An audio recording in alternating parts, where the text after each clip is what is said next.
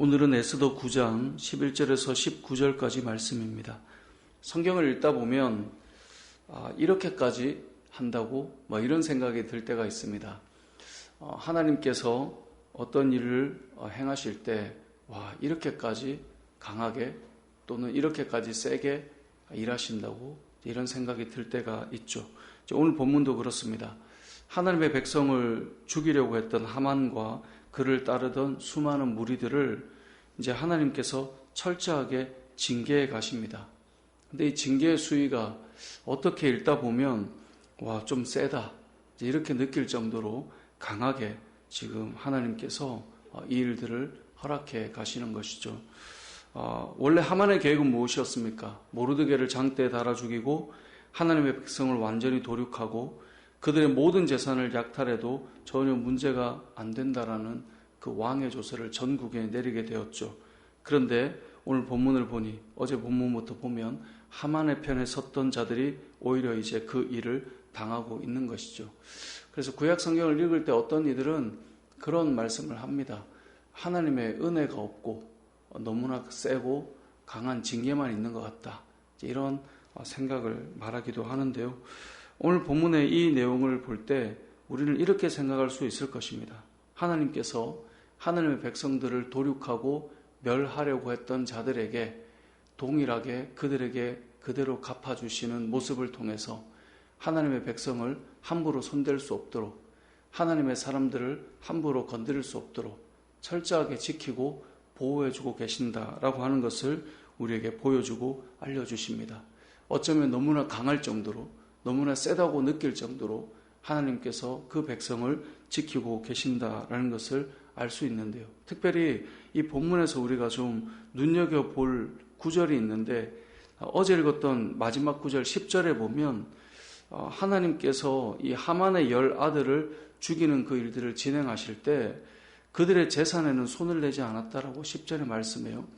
뿐만 아니라 오늘도 우리가 읽었던 본문 15절에 보면 유다인이 모여서 또 이 하만의 편에 섰던 자들을 도륙하는데 그들의 재산에는 손을 대지 않았다라고 15절에 말하고요.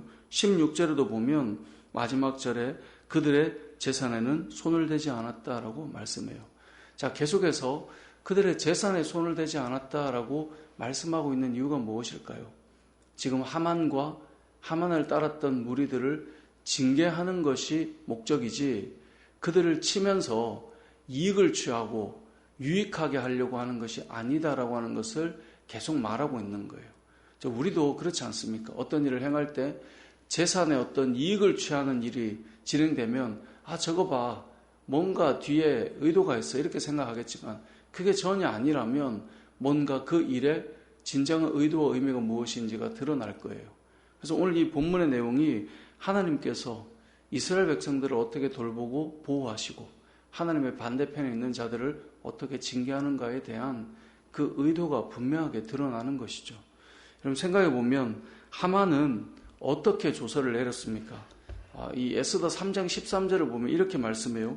모든 유다인을 젊은이, 늙은이, 어린이, 여인들을 막론하고 죽이고 도륙하고 진멸하라고 조서를 내렸어요. 그러니까 지금 하만이 행하려고 했던 일은 뭐냐면 나이가 많건 나이가 적건 어린아이건 여인이건 상관없이 다 도륙해라. 이게 지금 전국에 내려진 왕의 조서였어요. 뿐만 아니라 이 3장 13절에 보면 또 그 재산을 탈취하라 라는 것이 조서였단 말이에요. 얼마나 하만이 이 좀 잔인하게 이스라엘 백성들을 하나님의 백성들을 징계하려고 또 그들을 철저하게 도륙하려고 했던가가 우리가 앞에서 보았죠. 그런데 오늘 본문에서 하나님께서 어찌 보면 너무나 동일하게 도륙하는 것 같지만 그들의 재산에 손을 대지 않음을 통하여서 그들의 죄에 대해서 그리고 그들이 행하려고 했던 일에 대한 갚음을 통하여서 하나님의 백성들을 보호하려고 하고 있다라고 하는 것을 우리에게 알려주는 것이죠.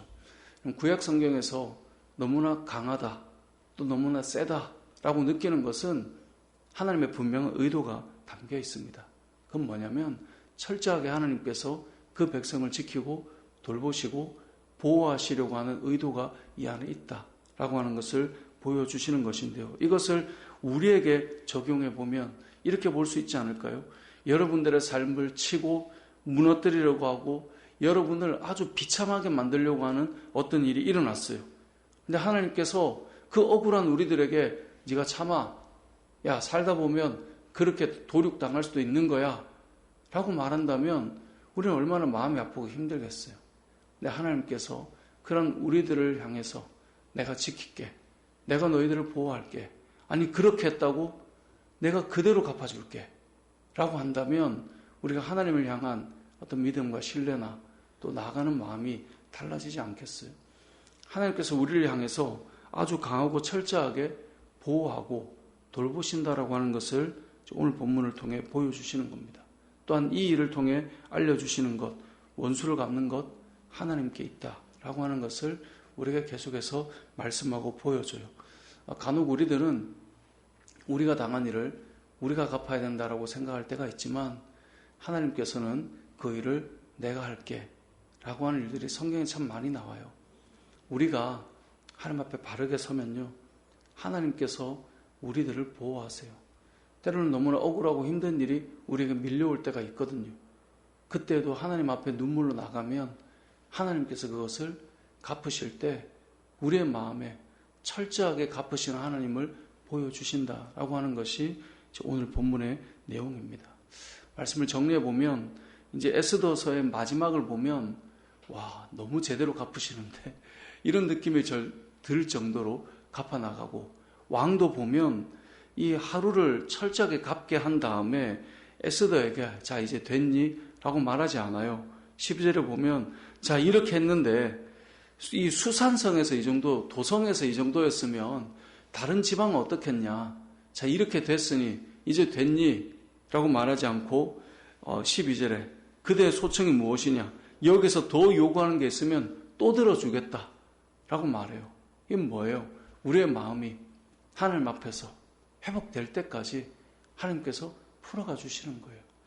우리의 인생 속에 하나님이 풀어가 주실 때 우리의 마음이 완전히 치유되고 회복되는 거예요. 내가 뭘 해서 사람을 도와줘서 그런 게 아니고요.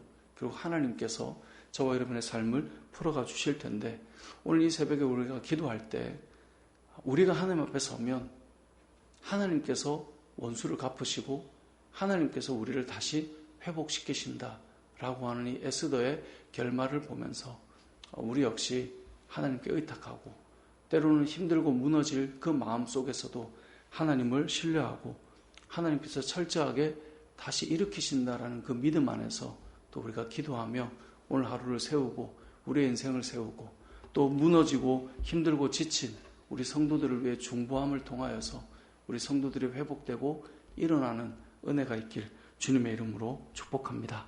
아멘.